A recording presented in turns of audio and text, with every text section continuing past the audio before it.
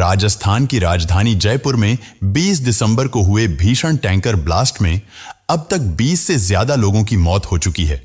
इस भीषण हादसे को देखते हुए लोगों ने सोचा था कि शायद टैंकर के ड्राइवर और खलासी भी झुलस गए होंगे या शायद वह इस हादसे का शिकार हो गए होंगे, लेकिन ऐसा कुछ हुआ नहीं। जी हां, इस हादसे में एलपीजी टैंकर के ड्राइवर जयवीर और खलासी आखिर कैसे जान बचाकर भागने में कामयाब हो गए। अब इसकी पूरी कहानी खुद टैंकर ड्राइवर जयवीर ने साझा की है। उस खौफनाक हादसे की आहट से टैंकर ड्राइवर को टैंकर छोड़कर भागने पर क्यों मजबूर होना पड़ा। अब इस हादसे की खौफनाक सच्चाई टैंकर ड्राइवर जयवीर ने खुद साझा की, जिसे आप आगे वीडियो में सुनने वाले हैं। लेकिन इस हादसे की खौफनाक सच्चाई सुनने से पहले आपको इस घटना को विस्तार से समझना होगा, तभी आप इस कहानी को अच्छे से समझ पाएंगे। जयपुर के भांकरोटा रोड पर हुए भीषण अग्निकांड ने पूरे देश को हिलाकर रख दिया है। एलपीजी गैस से भरे एक टैंकर ने कैसे 40 से भी ज्यादा लोगों को जिंदा जला दिया। कैसे एक टैंकर ने 25 से भी ज्यादा लोगों का हंसता खेलता परिवार उजाड़ दिया। जिसने भी इस हादसे के बारे में सुना और देखा, उसके रोंगटे खड़े हो गए। इससे पहले शायद ही किसी ने एक साथ 40 से भी ज्यादा लोगों को जिंदा जलते हुए देखा हो। इस भीषण अग्निकांड ने लोगों की रातों की नींद हराम कर दी। जिसने भी इस भीषण अग्निकांड को अपनी आंखों से देखा, उसके आंसू रुक ही नहीं रहे थे। इस घटना को देखकर किसी को कुछ समझ ही नहीं आ रहा था कि करें तो क्या करें, कैसे इन जले हुए लोगों की जान बचाएं। जी हां दोस्तों, 20 दिसंबर की सुबह जयपुर में जिस तरह की दिल दहला देने वाली घटना हुई है, उससे आज भी लोग डरे और सहमे हुए हैं। और अगर आपने अभी तक इसके बारे में सुना और देखा नहीं है, तो मेरा है दावा, इसे देखने के बाद आपकी आंखों से आंसू जरूर निकल आएंगे।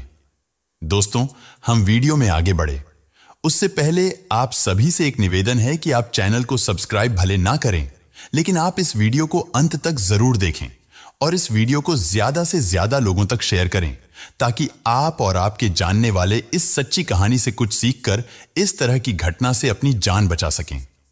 दोस्तों, 20 दिसंबर 2024 की सुबह लगभग 5:30 के आसपास अजमेर की तरफ से एक व्यक्ति एलपीजी टैंकर लेकर आ रहा था, जिसमें लगभग 18 टन गैस भरी हुई थी। जैसे ही वह जयपुर से लगभग 11 किलोमीटर पहले भांकरोटा पहुंचता है और रिंग रोड की तरफ जाने के लिए उसको यू टर्न लेना था। जैसे ही उसने अपने टैंकर को यू टर्न लिया, अचानक ही एक ट्रक सामने से आ जाता है और दोनों की भिड़ंत हो जाती है। ट्रक और एलपीजी टैंकर की जैसे ही भिड़ंत होती है, उसके बाद उस एलपीजी कंटेनर के 5 नोजल टूट जाते हैं और जैसे ही वो 5 नोजल टूटते हैं, उसके बाद टैंकर की गैस बहुत तेजी के साथ रिसाव होने लगती है। एलपीजी टैंकर का जो ड्राइवर होता है, उसका नाम होता है जयवीर, जो कि उत्तर प्रदेश के मथुरा का रहने वाला होता है। वो समझ गया था कि आगे जो भी होने वाला है बहुत ही भयानक होने वाला है।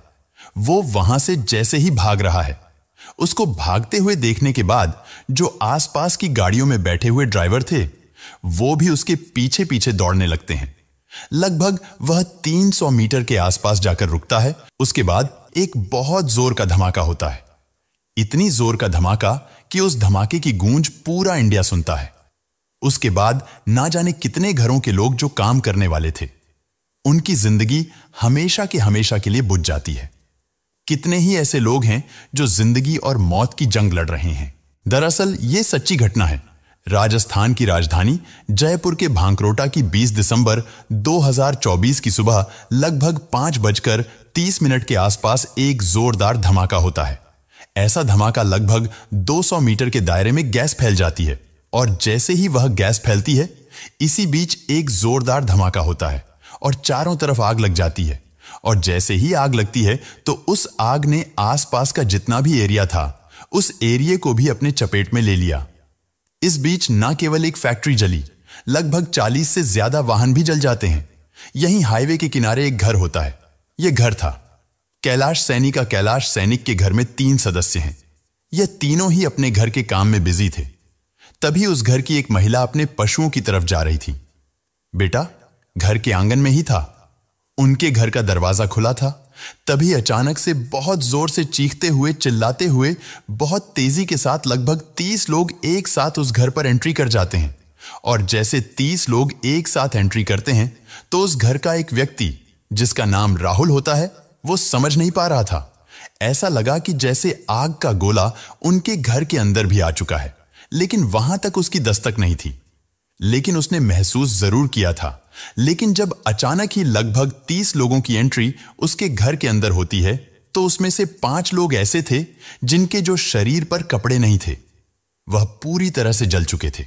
और उसमें से ज्यादातर लोग रो रहे थे, बिलक रहे थे, चिल्ला रहे थे। एक जले व्यक्ति में से एक व्यक्ति राहुल के पास पहुंचता है। रोते रोते कहता है कि भैया, मेरा नाम तो यह है और मैं यह काम करता हूं और मैं फला जगह का रहने वाला हूं। किसी वजह से अगर मैं मर जाऊं तो एक काम जरूर करना, मेरे घर वालों को सूचना दे देना ताकि मेरे घर वाले मुझे यहां से ले जाएं। रोते बिलखते हुए जैसे उसने यह बात कही, राहुल यह समझ ही नहीं पा रहा था कि आखिरकार मैं करूं तो क्या करूं। उसके बाद यह व्यक्ति जैसे ही अपनी बात कह के शांत होता है, दूसरा व्यक्ति उसके पास आकर कहता है कि भैया, जितनी जल्दी हो सके हमें हॉस्पिटल ले चलो, जितनी जल्दी हो सके हमें दवा दिलवा दो। जैसे ही राहुल ने उस व्यक्ति को देखा, देखते ही देखते 4-5 ऐसे व्यक्ति थे जिनकी स्थिति बहुत ज्यादा भयानक हो रही थी। वो बहुत बुरी तरह से झुलस चुके थे। 24-25 लोग और रहे होंगे। वो भी घर के अंदर थे, लेकिन वो लोग उतनी मात्रा में ना जले थे ना झुलसे थे। लेकिन वो लोग इतना ज्यादा डरे हुए थे कि वो कुछ कहने की कुछ करने की स्थिति में ही नहीं थे। इसी बीच राहुल की पत्नी ममता अपने घर के अंदर भाग के जाती है और अंदर जाने के बाद उसको जो भी सामान मिलता है, कंबल, रजाई, बेडशीट जो उसे भी मिले, उसको वो उन लोगों को लाकर देती है जो बहुत बुरी तरह से झुलसे हुए थे। इसी बीच में राहुल घर के दहलीज की तरफ दौड़ता है। जाकर देखता है तो हाईवे पर चारों तरफ जाम जैसी स्थिति पैदा हो जाती है। जहां देखो वहां से चीखने की, चिल्लाने की, रोने की इस तरह की आवाजें आ रही थीं। अब राहुल यह नहीं समझ पा रहा था कि इन घायलों को लेकर यहां से जाए भी तो कैसे जाए। यदि बाहर जाएगा तो बाहर हाईवे पर तो बहुत बुरी तरह से जाम लगा हुआ है। इन घायलों को कैसे हॉस्पिटल पहुंचाए। तुरंत ही उसके दिमाग में ख्याल आता है, क्यों ना वो अपने दोस्तों को फोन करें।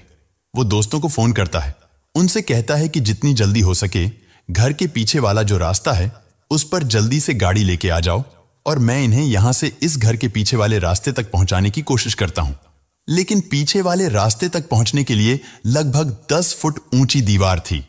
उस 10 फुट ऊंची दीवार को पार करना उन घायलों के लिए बहुत मुश्किल का काम था। उनके रोने की आवाजें तो उनके कानों तक पहुंच रही थीं। राहुल, उसकी मां, पत्नी, उसके पिता कैलाश इस दृश्य को देखकर बार बार उनकी आंखों से आंसू बह रहे थे। वह समझ नहीं पा रहे थे कि आखिरकार करें तो क्या करें। फिर भी राहुल ने बड़ी हिम्मत दिखाई। लगभग 25 साल का वो लड़का उसके बाद कहीं से एक लोहे की सीढ़ी का इंतजाम करता है, उस दीवार पर लगाता है। दीवार के साइड में लगभग 6 उसके दोस्त अलग अलग वाहनों के साथ खड़े हुए थे। तुरंत ही वो उन घायलों को इस दीवार के सहारे ऊपर तक पहुंचाता है और रास्ता पार कराकर जितने भी घायल थे उन लोगों को गाड़ियों में बैठाता है। हाईवे पर बहुत ज्यादा जाम हो रहा था, इसीलिए उसने समझदारी का परिचय दिया और एक दूसरे रास्ते से वो लोग वहां से निकल पड़ते हैं। उसके बाद घायलों को उपचार के लिए हॉस्पिटल पहुंचाते हैं। लेकिन जैसे जैसे ये वक्त आगे बढ़ रहा था, वैसे वैसे मरने वालों की संख्या भी बढ़ रही थी। बताया जाता है 4 या 5 लोग तो घटनास्थल पर ही मर जाते हैं। 3 लोग ऐसे होते हैं जो बहुत ज्यादा मात्रा में जल चुके थे। उनकी जो लाशें थीं वो पोटली में सिमट कर रह गई थीं। अब इसके बाद फिर मरने वालों की संख्या लगातार बढ़ती चली जाती है। 30 से ज्यादा लोग घायल हो जाते हैं। यदि हम बात करें 26 दिसंबर की, तो मरने वालों की संख्या 19 और घायलों की संख्या लगभग 14 के आसपास है। आज अभी भी चल रहा है। दोस्तों, अब इसके आगे की कहानी सुनकर आपके रोंगटे खड़े हो जाएंगे, आप रोने पर मजबूर हो जाएंगे। दरअसल जब इस घटना की जांच शुरू होती है तो पता लगता है कि एलपीजी टैंकर से जो ट्रक टकराया था उसके ड्राइवर का नाम संजेश यादव था, जो उत्तर प्रदेश का रहने वाला था। दरअसल जब संजेश यादव का ट्रक एलपीजी टैंकर से टकराता है तो ट्रक ड्राइवर संजेश यादव डर जाता है, क्योंकि गलती संजेश यादव की ही थी। उसने ही एलपीजी टैंकर को ट्रक से टक्कर मारी थी। इसलिए वो चुपचाप अपने ट्रक में बैठा रहा और बाहर नहीं निकला। तो जिस ट्रैक पर संजेश यादव बैठा हुआ था, जो जिस स्थिति में वो बैठा हुआ था, उसी स्थिति में बैठा बैठा वो पूरी तरह से जल जाता है। जलकर उसकी जो लाश होती है वो छोटी सी पोटली में सिमटकर रह जाती है। उसकी पोटली को जब खोला जाता है तो यह पता करने की कोशिश कर रहे थे, आखिरकार ये कौन है, कहां से आया है। तब इसके बारे में पता चलता है कि उत्तर प्रदेश के मैनपुरी का वो रहने वाला होता है, संजेश यादव, जिसका नाम होता है, जो कि मानेसर से चला था। अब वो पोटली जो उसकी बंद थी, उस पोटली को खोलने के लिए उसका भाई पहुंचता है, जिसका नाम इंद्रजीत होता है। इंद्रजीत की डीएनए रिपोर्ट ली जाती है और साथ ही उस पोटली में जो बंद कंकाल होता है, छोटा मोटा हिस्सा होता है, उसका भी डीएनए कराया जाता है। तब पता चलता है कि यह संजेश है। और अब संजेश इस दुनिया में नहीं है, वो 5 बहन भाइयों में तीसरे नंबर का था। उसकी कहानी जब लोगों के सामने जाती है तो लोगों की आंखों में आंसू आ गए। लोग सोचने पर मजबूर हो गए और वह एक ही बात कह रहे थे कि काश जयवीर ने सही वक्त पर जैसे खुद को बचा लिया, उसी तरह अगर उसने और लोगों से यह चीज बताई होती तो शायद इस तरह का हादसा नहीं होता। लेकिन एक मैनपुरी के थाना बिछुआ का गांव लगता है।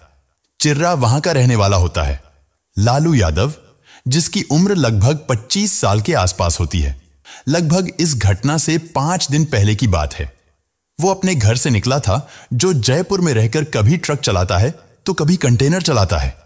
इसी बीच में जाम में फंस जाता है और जैसे जाम में फंस जाता है तो यह इंतजार कर रहा था कि थोड़ी बहुत देर में जाम खुल जाएगा। इसलिए उसकी गाड़ी का जो केबिन होता है वह वहां आराम से बैठा हुआ था। इसके ट्रक ने कब आग पकड़ ली उसको पता ही नहीं चला, क्योंकि उसके केबिन में आग जा चुकी थी और वो उस जगह पर जैसा बैठा हुआ था वैसा का वैसा पूरी तरह से जल जाता है, जैसे किसी कंकाल को किसी लाश को जलाया जाता है। लालू यादव की भी लाश जलकर पोटली में बदल जाती है। जब इसके घर वालों को इस बात की सूचना पहुंचती है तो घर वालों का रो रोकर बुरा हाल हो जाता है। ऐसी एक कहानी होती है प्रतापगढ़ के धनोट की रहने वाली एक लड़की की, जिसका नाम विजिता होता है। विजिता एक प्रतियोगी परीक्षा देकर जयपुर वापस लौटकर आ रही थी और अपनी बड़ी बहन के साथ जयपुर में रहकर एक एलबीएस बीएड कॉलेज से बीएड की तैयारी कर रही थी। उसकी कोशिश थी कि वह आगे चलकर शिक्षक बनना चाहती थी। जब 20 दिसंबर की सुबह यह घटना होने वाली थी, उससे ठीक 5 मिनट पहले की बात है। विजिता फोन लगाती है अपनी बड़ी बहन को और फोन लगाकर कहती है कि दीदी बस, मैं 5 मिनट में बस से उतरने वाली हूं, आप एक काम करना, पानी गर्म कर देना, मैं आकर नहाऊंगी। और इसने फोन काट दिया। फोन काटने के 2 मिनट बाद ब्लास्ट होता है और ब्लास्ट की जद में यह लड़की भी आ जाती है। यह लड़की लगभग 75% से ज्यादा जल चुकी है। वह जिंदगी और मौत की जंग लड़ने लगती है, लेकिन जब जली थी उस वक्त वह पूरी तरह से होश में थी। तुरंत ही वो किसी से कहती है कि इस नंबर पर फोन करके एक जानकारी दे दीजिए। वो जानकारी जब एक अनजान व्यक्ति इस लड़की के पिताजी को फोन करके कहता है कि दरअसल एक ब्लास्ट हो गया है और ब्लास्ट में आपकी बेटी झुलस गई है। बहुत बुरी तरह से, तो घर वाले कहते हैं कि शायद उन्हें लग रहा था कि इतनी सुबह सुबह किसी का फेक कॉल आया है। आजकल फेक कॉल का जमाना भी है। लेकिन कुछ ही देर के बाद इस लड़की के भाई, जो श्री माधवपुर में रहता है, उसके भाई का फोन पिताजी के पास पहुंचता है। वह बताते हैं कि बहन जल चुकी है। इस तरह से अब उसके बाद फिर घर वाले सीधे वहां पहुंच जाते हैं और आनन फानन में उसे पास के हॉस्पिटल में भर्ती करवाते हैं, जहां पर उपचार चल रहा है। लेकिन परिवार वालों का रो रोकर बुरा हाल हो जाता है। वो सोचने पर मजबूर हो जाते हैं कि आखिरकार उनकी बेटी इतनी मेहनती, इतने अच्छे स्वभाव की थी, उसके साथ इस तरह का हादसा हो जाता है। वो पता नहीं भविष्य में बच पाएगी भी या नहीं बच पाएगी, क्योंकि जितना वो जल चुकी है वाकई उसके लिए बहुत कष्टदायक दिन चल रहे हैं। इसके अलावा गजराज सिंह नाम का एक व्यक्ति होता है जो कि पिकअप गाड़ी चलाता है। वो उसकी गाड़ी भी इसी जाम में फंस जाती है। वो आराम से इत्मीनान से बैठा हुआ था। उसे इंतजार था कि वह शायद दाएं बाएं करके निकल जाएगा, लेकिन उसकी गाड़ी पूरी तरह से फंस जाती है। इसी बीच में उसको एक अजीब सी स्मेल आ रही थी और जैसे ही उसने दुर्गंध को जानने की कोशिश की कि आखिरकार यह दुर्गंध किस चीज की है, तभी उसे लगा कि यह दुर्गंध तो एलपीजी की है और एलपीजी कितनी ज्वलनशील है, इसे आप अच्छे से जानते हैं। गजराज सिंह ने जैसे ही मौका देखा, वह वहां से अपनी गाड़ी का गेट खोला और वहां से भागना शुरू किया है। वो आवाज लगा रहा था, जोर जोर से वो कह रहा था कि जितनी जल्दी हो सके उतनी जल्दी यहां से भागो। यहां से दूर हट जाओ। जैसे जैसे वो भाग रहा है तो उसके पीछे लगभग 10 से 15 लोग भी भागने लगते हैं। लगभग 400 मीटर दूर जाने के बाद उसको एक दीवार दिखाई देती है और दीवार के सहारे वह बैठ जाता है। लेकिन तब तक धमाका एक आग का बड़ा रूप ले चुका था। ऐसा आग का रूप ले लिया था उसने, चाहे वो ई रिक्शा हो, चाहे वो ट्रक हो, चाहे बस हो, चाहे वो पेड़, चाहे वो पक्षी हो, सब जलने लगे थे। और जो ये गजराज सिंह होता है, उसकी भी पैंट लगभग जल चुकी थी। वो भी झुलस चुका था, लेकिन उसने अपनी जान बचा ली थी। और जो उसके पीछे 10-15 लोग दौड़ रहे थे, उसमें से कोई भी ऐसा व्यक्ति नहीं था जो झुलसा ना हो।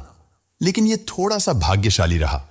उसने अपनी भी जान बचाई और उसने चीख चीख कर लोगों से यह कहा कि साइड हो जाओ, दूर चले जाओ, यहां पर बिल्कुल भी मत रुकना।